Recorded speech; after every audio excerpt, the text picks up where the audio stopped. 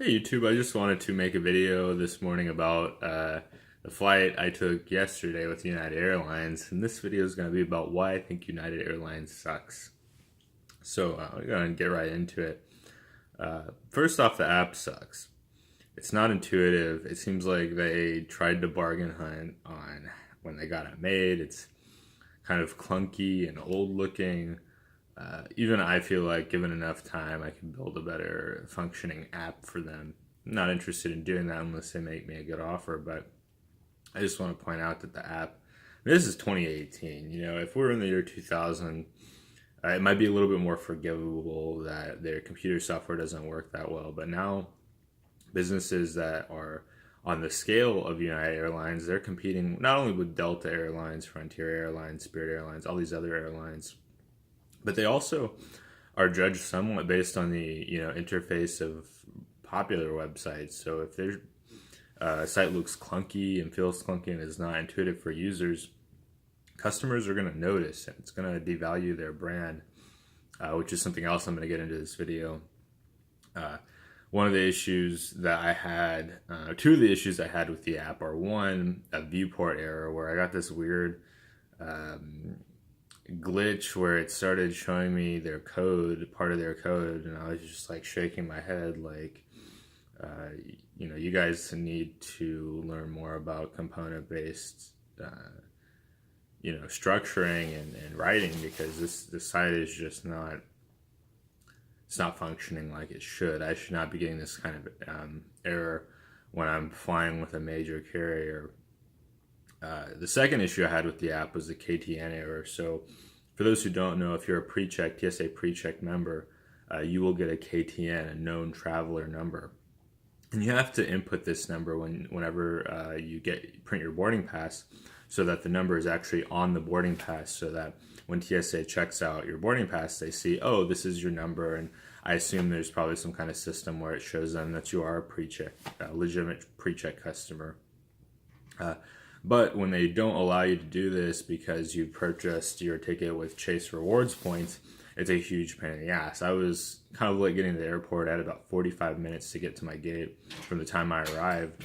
And, it was really frustrating whenever I tried to check out, or tried to, when I got there, I tried to immediately go through the process and, get through the gate as quickly as possible. But fortunately, I was able to edit on their machine. Their lines weren't too bad for using kiosks, and it worked out. I was able to make it to my gate, but that added a level of stress just because you don't want to update your app to allow Chase Rewards members to add the KTN. That could seriously cost people a lot of money and time. Say if you're flying first class and you miss your flight, or it's a holiday where there might be, all the flights might be full. It's really problematic, and United is seriously going to have more PR issues than they already have if they don't address these issues. I understand right now they're probably trying to cut the bleeding, cut the money losing, but I think some small investments, relatively speaking, in my mind, in becoming more reliable would really help improve brand awareness and emotions toward the brand of United Airlines. Next, the obvious one I'm going to talk about is the beating of the Asian doctor. Everybody knows probably by now the story of the flight. I forgot what flight it was, but it was like to Chicago. And this Asian doctor did not want to give his seat up. He's a medical doctor. He's a professional. There's a lot of expectations placed on medical professionals to work a lot, be on time. There's a lot more people that need medical care than there are medical doctors. And so oftentimes doctors are overworked. That's part of the reason why they're paid so well. It's not just because, oh, they're all greedy dicks. Like, they actually are extremely in demand and are only becoming more in demand over time. And what does United do? They're overbooked. So of all the people on the plane, they decide that the doctor should be the one to leave and have to take another flight. He refused, and so they basically beat him up. After which they removed him anyway with airport security. United thought, oh, we're going to save this money by, just like brushing this under the rug, but they got sued and had to settle with him for an undisclosed amount. Not to mention all the public backlash.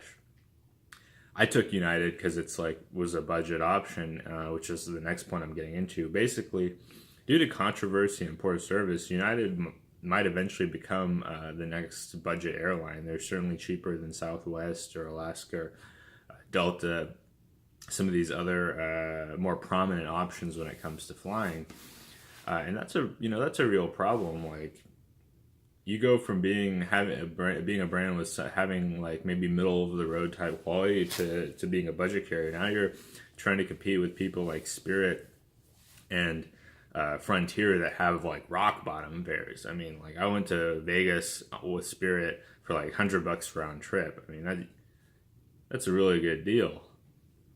I think United is going to struggle to compete with some of these prices, and I mean for good reason. Like my final point is the passive aggressive warnings on the flight. I've flown a lot over the years. I've flown probably 200 times. I know there are people that have flown more than that, but I would say that's a sizable amount. I've flown often enough to have experience with it. There have been times in my life where I was flying like multiple times a month for months on end. And so I've experienced every major airline. I can't think of any any domestic airlines, United States Airlines, that I haven't flown with. Maybe like Hawaii. I don't think I've flown Hawaii Airlines, but all the major ones I've flown and some of the niche ones I've flown.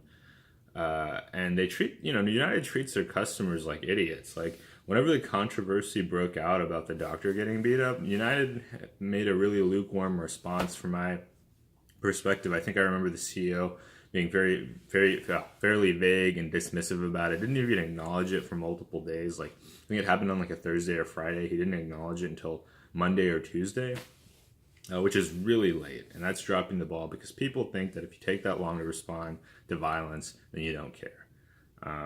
And so this message though, that I heard on the plane, the flight attendants were saying, if you use your phone when you're not supposed to, we're gonna just not let you use your phones for the rest of the flight. And I'm just like, we're all adults. Like you don't need to talk to your customers like they're garbage.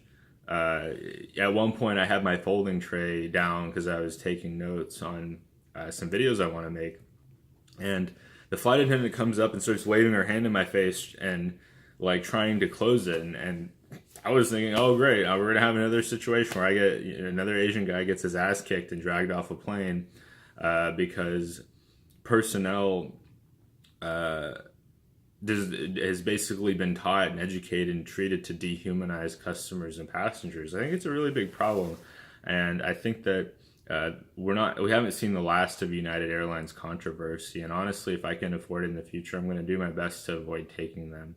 It's kind of hard because I flew from San Francisco to Nashville, which is almost cross country.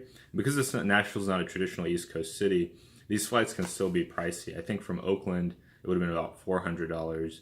I think I spent about $250 since I used points, and with the points you get I think it's 1.5x, I think it's 1.25x when you apply your points to travel. So it was a good deal for me, but the flight was cramped. It was packed. The seats were tiny. They put big dudes next to each other, so people are just like overflowing on each other. It was I did my best to just sleep through most of it. I actually technically the night before worked till pretty late just so I could sleep through most of the flight. I had some nagging feeling like this is United. I forgot that I very rarely fly United Airlines, maybe once every other year. But anyway, I don't recommend United Airlines. If you can afford it, take one of the premium options. If you can't, I try to figure out something with Spirit or Frontier. I've had fantastic experiences with both Spirit and Frontier. Really ironic that I pay much lower price for Spirit and Frontier Airlines, but that I've had such great experiences with them. Anyway, thank you for watching. I'm Alex Conley. I'm going to do more videos, reviews of different airlines, different businesses, and all kinds of different content. So if you enjoy my content, definitely give me a thumbs up and subscribe. Till next time.